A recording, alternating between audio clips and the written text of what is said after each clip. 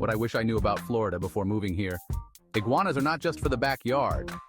So there I was, in sunny Florida, just trying to clean my dryer vent, right? I pull the thing off the machine and, bam!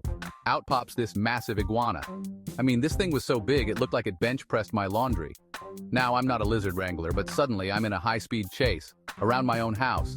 This iguana's darting under the couch, over the kitchen counter, like it's auditioning for the next Fast and Furious movie. I'm like, hey buddy, the exit's that way, but nope.